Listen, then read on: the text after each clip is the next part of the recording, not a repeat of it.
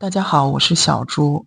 建立在金钱基础上的婚姻最稳固，因为利益捆绑往往比情感捆绑紧。他也很紧，跟你一样。王总在2018年获得亚洲创变奖的致辞中感谢了新太太。I want to thank my wife Mimi for coming all the way to New York with me. 这算是王总第一次亲口官宣了他再婚的消息。但是如果没有记错，田小姐貌似多次表达过自己拒绝了王总的求婚。把自己变得更独立、更强大的时候，能够以一棵树的姿态站在王老师身边。日程安排的，我哪有时间想这些问题啊？其实我一点都不着急，然后我也奉劝就是身边的一些朋友，我都说其实结婚不是着急的事情，一定要是碰到对的时间、对的人，然后再去做对的事儿，不然的话着急有时候也不见得会很好。在他的文章中也写到过，想起那次度假，在尼采小道，他张开双臂，单膝下跪，说出那句 "Will you marry me？" 就这么嫁了，我的工作才刚刚起步，还想更独立自由些。朋友圈也唠过，这次怎么就偷偷摸摸嫁了呢？早前的一场活动，田小姐无名指上的钻戒很打眼，被问是不是婚戒，田小姐又故弄玄虚。有消息称王健也向你求婚了，是吗？这个我不告诉你，我不告诉你。没有，就是戴着好看的。哦，不是某人送的吗？现在流行自己买戒指送自己吧。哦，钻戒是女星浑身上下信息量最大的单品，它所透露出来的信息不仅包括婚姻和感情，更包括另一半的财富、地位和审美。女星和钻戒的故事永远说来话长。当年娘娘收到微微鸽子蛋的那几天，捂嘴笑的动作比平时多了3倍，恨嫁恨得牙痒痒的吴佩慈，拉窗帘用哪根手指都有讲究，更别说冰冰这个醉翁之意不在酒的疗法动作，和让狗仔吃到饱的牛姐这只慢动作的御手。田小姐嫁了就好，如果真单着，我就再也不相信钱了。这是2014年上映的电视剧《离婚律师》。杜大海，我不缺实的，我也扬子江商学院上学 CBD 上班，年薪上百万。我要光明正大的、阳光下的、被祝福的感情。这编剧也是个人才，富豪抛弃原配，情人是 CBD 白领，扬子江商学院毕业。30多一找一50多的，董南海这么大岁数还能干什么呀？祸害我们家庭！我告诉你，你瞧那德行吧！爱情跟年龄没什么关系，跟婚姻也没什么关系。在爱情中，只有不被爱的那个人才是第三者。这思路挺野，剧情挺带劲呢，就连选角都讲究。这不咪咪吗？也是王总官宣我才知道，田小姐的英文名叫咪咪 ，Excuse me 的咪。如果哪天有人说 Excuse me 咪咪，我估计会被认为是口吃吧。Hello， 大家好，我是范玮琪。大咪咪，你别闹了，哪个浓眉大眼的好人给自己取这个名儿？这和管自己叫提拉米苏有什么区别？请3号送屌毛到12诊室就诊。说到英文名，好多很表的女流子动不动就爱给自己取名 Cherry、Apple 或者是 Mango， 一是因为词汇量确实不行，二是觉得这些名字显得自己可爱美丽又多汁。你这是欺负香蕉不会说话是吧？这确实是个看脸的时代。100亿身家的富豪蔡志明夫妇是草根出身，但是发达后两口子给自己分别取了 Francis 和 Margaret 的英文名字，遭到了上流社会的取笑。我承认蝶字有种天然的娇俏和灵动，我也常常对蝶字女星有种先入为主的好感，但是咪咪嘛，这就好比2个洋人非要让我点评一下他们的中文名字，我一看，一个叫好厉害，一个叫活雷锋，麦建设、阮正策和保家国。这3个人应该是团购的取名套餐。但是看到下面的这位耐高温先生，我他喵的又是眼前一黑。这啥逼玩意儿？东西方除了在取名上路子都比较野，据说老外的汉字纹身和国人的英文 T 恤也是世界的2大文化鸿沟。这哥们儿的纹身我没看明白，估计是文艺办资金链断了。外国人如果想闻汉字，可能真的要到小贝这个级别才不会出错，甚至还能做到信达雅。生死有命和富贵在天是逼格非常硬的一句话，语义和韵律都是顶级的。闻在小贝身上，我只能说一个字。过上好日子的田小姐不只取了英文名，她还迷上了英伦贵族这种东西。在她的3代才能培养一个贵族的文章中这样写道：我坐在一座哈利波特式的400年历史的老房子里，邻座都是贵族，非常有仪式感，对人的称呼都是 Lord 而不是 Sir。我需要 WiFi 密码时，管家用手托着一个小银盘，就像唐顿庄园里的场景那样，不是直接递给你，而是把银盘非常优雅地转到我面前。银盘上放着一张折得非常精巧的纸片，打开来就是 WiFi 密码。神奇的是，管家为你服务的过程都是无声的。很多人把田小姐对贵族的描绘比喻为刘姥姥对大观园的少见多怪，这倒也不对。刘姥姥到最后也只是个村妇，而田小姐却摆脱了自己原有的阶层，且几乎成功了。田小姐跟着王总过上了好日子，转头就瞧不上其他人了。可是她这句哈利波特式老房子一下露了马脚。但凡是上过初中的人应该都知道哥特式建筑，但没想到这对田小姐仍然是超纲了。哪怕你说圣彼得堡式建筑，我都权且承认你稍微懂点欧洲历史。田小姐，你是怎么能想到哈利波特式老房子这种又愚蠢又机灵的名词的？真正的贵族可以可怜街边的乞丐，却绝不会减少治下农民的赋税。落魄的贵族，茴香豆的茴有4种写法，而田氏贵族呢？你不懂用刀叉，你就是个土鳖。其实田小姐要表达的是一种仪式感，而仪式感是日常生活中必不可少的一部分。创造仪式感的意义在于通过仪式感来制造与庸俗的距离。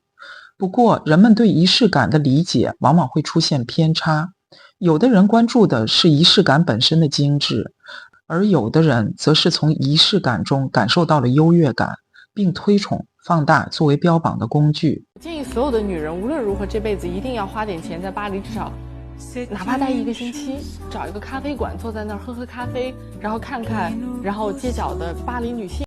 何不是肉糜呀，田小姐？巴黎待1周，喝咖啡发呆，这对绝大多数女性或者说绝大多数人的一生来说都是虎狼之词。你是怎么站在一个建议者的立场，这么理所应当又语重心长，听起来像是完全为我好的说出这番话的？大多数人和巴黎之间隔着工作、家庭、孩子、签证、时间和金钱，当然这些对你而言都不是问题，而之所以不是问题，还不是因为……算了，如果你非要这么说话，我想我一定要请出这位红得莫名其妙的真的吗？我不信小姐了。有肉什么的吗？没有。为什么不吃肉呢？肉很容易坏吗？还是什么原因？不是，现在肉价太贵了。肉价，你还知道肉价呢？你知道肉多少钱吗？我都不知道。不过他用力过猛了，面对他这辈子第一次看到的如此恢宏的景象，震慑得有些语无伦次了。同样的场合，换做王总便不至于此，所以很显然，见识是无法通过性传输的。等等，这眼神我有印象，这不古样吗？虎母无犬女的古样。这是我第一次真切地为 Elon Musk 的人身安全担忧。我想如果现场只有他俩，古样能一个饿虎扑食，生吞了 Musk。哎呀我去，这眼神太吓人了。臭不要脸！造孽！田小姐推崇贵族式优越感的另一层原因，是希望通过这种推崇尽快拉开与自己往日形象的距离。跟了王总后，田小姐顺利进入了上流社会。她早已不是脱了都没人看的18线演员，也不是瑞安的售楼小姐。她改头换面，开始采访名流，出席国际活动，在杂志开专栏，微博认证也默默加上了制片人、作家的头衔。对于拥有和王总共用一个马桶的特权就拿到了通往上流社会的钥匙这一点，他无比坚信。田小姐可能觉得自己像邓文迪，但外人却认为她甚至不如章泽天。虽然这三员女将都是崩阔老头的高手，但章泽天至少从未说自己不靠东子。至于邓文迪就更没可比性了。原名邓文革的邓大姐是广州医学院加美国耶鲁毕业的，属于土洋结合劈叉太平洋的人物。当年因为在英国议会听证会反手一个大逼兜，把袭击他家老 baby 的人抽得找不着北而名声大噪。至于袭击者用的武器，有报道说是剃须膏，也有说是西葫芦派，反正当时糊了老 baby 一脑门子。邓大姐凭一己之力把自己硬从拜金女一夜反转成励志虎妻 Tiger Wife。 对了，邓大姐在国内一直是女排校队的，据说扣球快很准，百发百中，那次出手纯属血脉觉醒。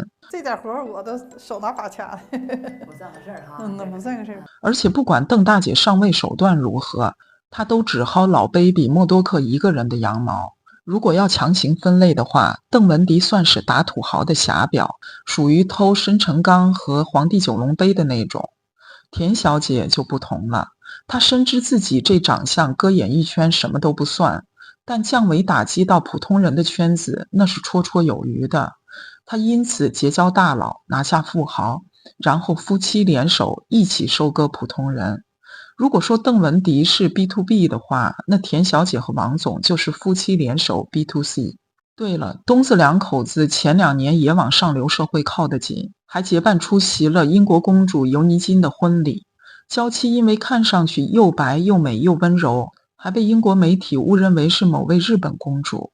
真不知道不懂英文的东子是怎么在这种场合寒暄的。根据洋人见面就爱聊天气的习惯，少不了要唠几句。印尼苏达天气不错啊，听说是个制造浪漫的地方。依照东子机灵的习性，此刻应该会面无表情地回一句：俺热烈的妈，俺需要翻译。这人呢，要是突然阔气了，最怕2件事儿。第一，怕提往日丑。洪武帝朱元璋登基后，穷朋友千里到南京找他，提起当年一起要饭和做偷鸡摸狗的事儿，被朱元璋一刀斩了。二是怕别人不知道自己阔，小人得志，穷人暴富怎么办？一定要显摆，输出一些观点主张，秀秀自己非富即贵的圈子，大概是最好的办法。所以田小姐开专栏做嘉宾访谈，一有机会就晒和各种名流的合照，要的就是精气神层面的全方位输出。通过描述异域新奇和不一般的圈子，进一步拉开与往日形象的距离，将独立女性的人设夯实。不，关键是我觉得我没有这个能力，因为我有一些女朋友确实他们会收到男朋友或者老公的工资卡，然后我觉得也许是我比较失败吧，所以我到今天为止我也没有收到过另外一半的工资卡或者什么的。对我来说，我觉得我的钱是我的，但他的钱是他的，我们好像没有想过说要把这2个放在一起或什么的。因为我觉得对我来说，我蛮小的时候其实就解决了经济独立的这个问题，这是我很幸运的一点。但很不巧，他求好心切，却最终弄巧成拙了，同时也成就了这场田朴珺打脸大赏。田小姐在 GQ 杂志开了一个男闺蜜专栏，写了陈可辛。田小姐说：我们无话不谈，我可以24小时随时致电他，甚至知道他出差会带什么内裤。随后陈可辛回应：要講已經講咗，亦都唔係呢啲唔係我同大家交代，呢啲我做情況。吳君如也說：我覺得這個我肯定跟他的共識都說不回應了，因為現在亂七八糟的，我覺得還是覺得回應的時候就沒完沒了的，就我覺得現在有點離譜了。連薛凱琪都看不下去了，為吳君如一家說話。有君如同佢個女同佢個老公都見過，佢哋係好 sweet 嘅，係啊，咁所以我唔會相信一啲咁嘅人去講啲咁嘅嘢咯。咁我覺得觀眾嘅眼光係雪亮嘅，即係答完今次之後，亦都唔會再答，因為我覺得無謂要幫呢一啲人去做宣傳，係啊，令到佢更加即係famous。人陈导演一家日子过得好好的，你一篇文章害一堆人在后面擦屁股不说，还粘一手。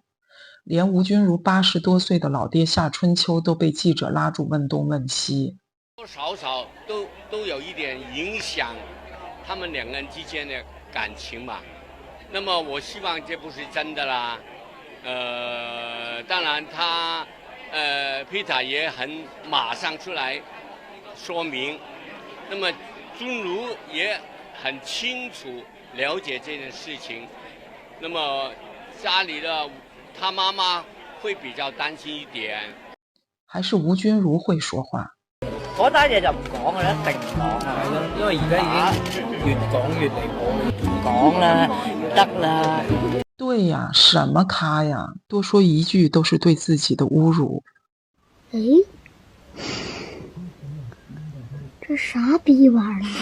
這次是陳導 couple 親自下場，混合雙打。你不吹牛等死嗎？田小姐一直对外宣称自己是中戏导演系毕业的，后来记者调查，中戏导演系压根就没有田小姐这号人。后来一位02级的导演系毕业生杜先生回应，田小姐其实是中戏2000级表演系高职班的学生，属于中专学历，就这也没毕业。田小姐曾说，我觉得20岁去香港拍戏是一个我人生的转折，那么再后来做房地产是我人生的一个转折，去纽约念书我觉得又是一个转折，但是这些加在一起可能都比不上16年我所经历的那2年的比较我觉得灰色的时期吧。睁着眼睛说瞎话是吧？你人生最大的转折点不应该是傍上了王总吗？你装什么？你装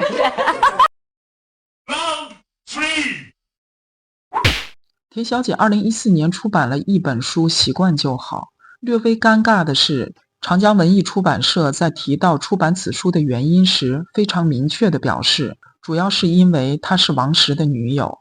这很难评，这东西就是这个隔行如隔山，这是我对他的劝告。田小姐的文章用了一张她靠在商界大佬褚时健肩头的合影，令人大为震撼。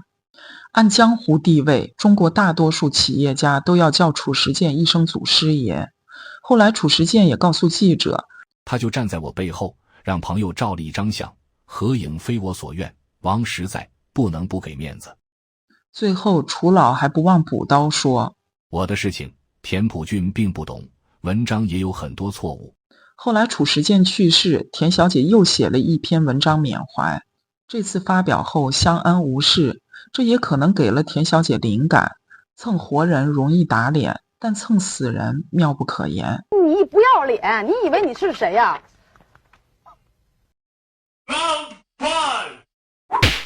？99岁的芒格去世，别人还在感叹还有1个月芒格就要过100岁生日了，田小姐已经站在另一个纬度蹭了。上个月还和朋友计划1月份我们一起去 LA 给您庆祝100岁生日，永远怀念半年前那个美好的傍晚。这个过生日的想法也不知道芒格先生活着的时候知不知道，但他走了之后，田小姐让全世界都知道了。我觉得田小姐好像对给芒格庆生这事儿挺上心的。我意思是，你跟着过去，这愿望不就实现了吗？1天后基辛格去世，田小姐又踩点精准蹭了一波。你看这接二连三的，我真心劝天下所有阔老头子们长点心，千万再别跟田小姐合影了，不吉利。你妈，哦，你妈50多啊？田小姐能在 GQ 开专栏，是因为 GQ 杂志想要随时能采访到王总，但艺术中专肄业的田小姐凭借一己之力，拉低了整个 GQ 的写作水准。此刻作家名头显然已经无法满足她了，田小姐做制片人、投资人、创业公司 CEO 以及纪录片导演，张口就是纽约和曼哈顿名利场，合照全是有头有脸的人物，这不女版的芮成钢吗？23年情人节，田小姐秀王总送的红烧肉玫瑰，和多年前的笨笨红烧肉做呼应，并说俩人已经恩爱了10年。掐指一算，不对呀，笨笨红烧肉明明是2012年的事儿，怎么少说了1年呢？哦，明白了，王总和前妻在2012年才离婚，这么说不就洗白了当情人的黑历史了吗？哎，你他娘的还真是个天才！这些年田小姐在脸上下了不少功夫，她独立不独立我不知道，但这嘴唇是越来越独立了，分分钟有种想要单干那味儿了。再加上这小眼神儿，谁看了不迷糊啊？但这张脸嘛，苏枕的诗倒是应景，去年一滴相思泪，今年方流到嘴边。他哥哥是写了一树梨花压海棠的苏轼。原来啊，最懂王总夫妇的不是别人，是苏家兄妹。这些年想必王总在脸上也没少下功夫，照这个节奏，我估摸着王总下一步就变嫩模了。有人说田小姐也拍了不少戏，还参演了大夯剧《甄嬛传》呢，人家也不全靠王总。《甄嬛传》是在2010年开拍，田小姐在2012年就以胜利者之姿秀红烧肉了。这角色她也不像自己就跑田小姐碗里的呀。再说了，《甄嬛传》这种全女戏，那几个跑主线的大咖按下不表，连女配都开了挂的飙戏。而在这一众业务能力彪悍的女干将中，田小姐的演技嘛，你不懂演戏呀。哎，这角度，这眉眼，你不说我还以为是打了羊胎素的斯琴高娃呢。有了娇妻的王总，质感没了，网红感出来了。他代言的燕窝据说销量惨淡，还要随时以我家老王的身份给田小姐串场。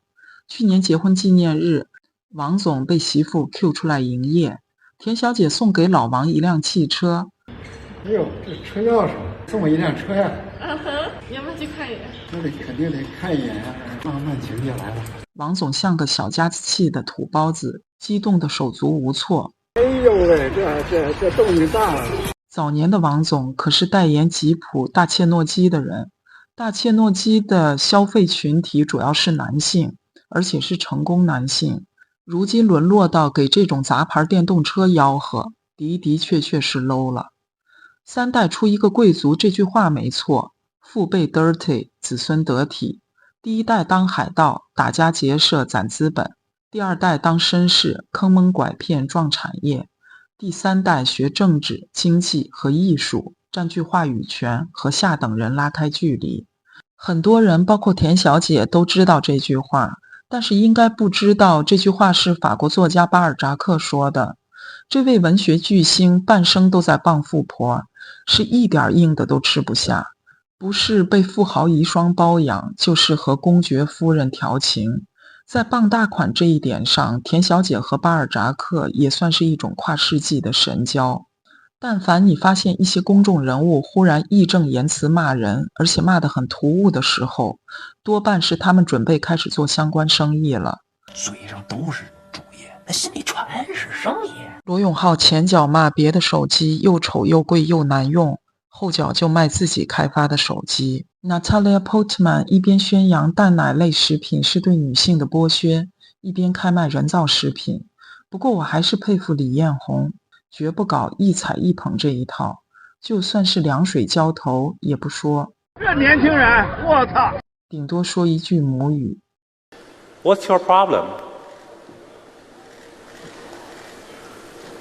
这就是素质。照这个逻辑，田小姐刚开始骂中国人没素质那前儿，大家就应该有所警觉，这货3步之内就要开始捞钱了。果然，她很快就开了一家城里学院，专注于高端贵族教育，注册资本300万，由田小姐间接100%持有，并担任院长一职。教授内容则是马术、就餐礼仪、着装训练等英伦贵族礼仪课程。据说英国本地都没见过类似的学校，毕竟戴安娜王妃婚前还是跑到瑞士学的礼仪。其实大英真正拿得出手的精神，恰恰是告诉全世界如何高效且在不弄脏手的情况下，从贵族手中夺权的平民精神。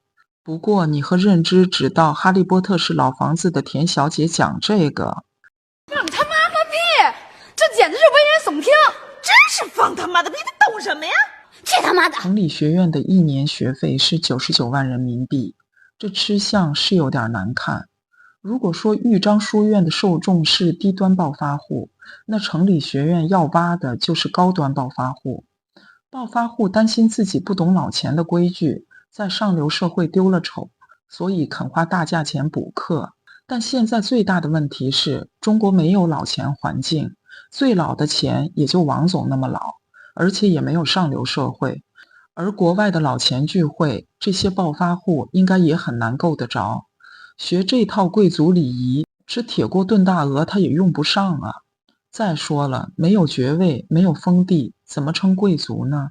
你都知道3代出一个贵族，这99万1年就能学成贵族吗？再者，贵族真就这么香？连白毛洗洁精这种土牌子都自称英伦风。但就这满满的搂钱感，城里学院还真招到了学生。毕业照土洋结合，想必是在哈利波特式的老房子里照的。贵族气息是真的顶得我好想用意大利面撑死再战的各位。说实话，田小姐还是吃了没文化的亏，觉得凭借一己之力就能复制长江商学院，可她忽略了重要的一环。除了那些想钓凯子的，长江商学院配的是名校老师，招的是正宗富豪，用的是正经教材。套用最土的一句话，师资力量雄厚。你这个学院谁开的？哦，这不钓金龟的咪咪吗？谁教课呢？嗨，这不那金龟吗？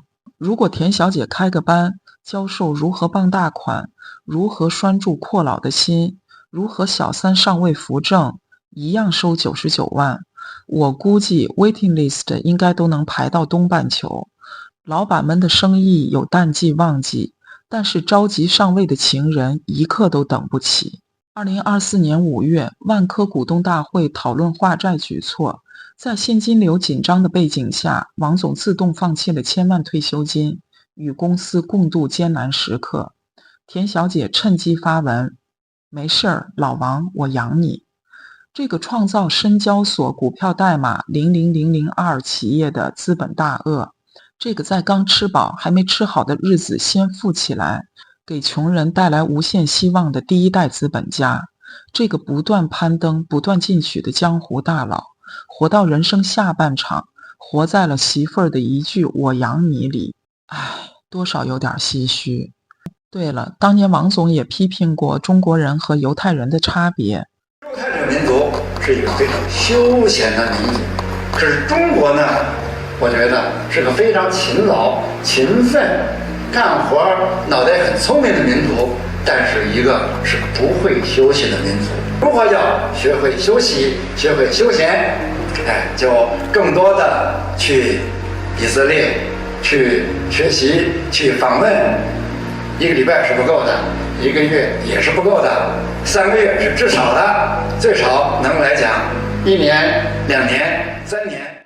前有田小姐劝女性朋友去巴黎至少住1个星期，喝喝咖啡，后有王总建议大家去以色列住3年，学人家怎么休息。之前我一直觉得是田小姐拉低了王总的质感，现在我忽然发现，在这一点上，他们夫妻的眼神完全是一个道上的。结局坏的剧本太多，英雄亦死于宵小之辈，偶像总是晚节不保的崩溃。田小姐没想明白的是，哪怕用银盘端上来的 WiFi 密码，终究还是 WiFi 密码，依然要执行 IEEE 802.11标准的无线局域网技术，而不能免路由直接上网。就像坐头等舱不能比经济舱更快到达目的地，仪式感提供的优越感终究是有限度的。这种表面上的优越感，距离真正的贵族还差得很远。同样是女性演员跻身上流社会，开启人生下半场的轨迹。这里有一个牛逼的无以复加的例子，可以供田小姐学习。生于1941年的海蒂拉玛，17岁就是电影明星，因为出演《神魂颠倒》而轰动全世界。她因为是影史第一个全裸出镜的女演员而载入史册，也被米高梅称为全世界最美丽的女人。和田小姐一样，海蒂的人生也在婚后迎来了下半场。因为二战爆发，生于德国的她来到美国嫁人，和先生一起做科研发明，于1940年设计出了一种飞机导航系统。他们把这项技术定名为调频技术，并申请了专利。专利通过后，夫妻俩把这项技术无偿捐赠给了美国政府，用于反对纳粹。这项专利技术有多牛呢？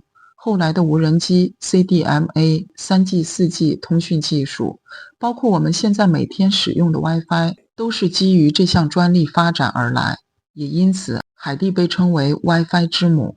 2014年，海蒂入选美国发明家名人堂，成为历史上唯一入选的女演员。这位性感女明星为全球无线通讯技术所做出的贡献无人能及。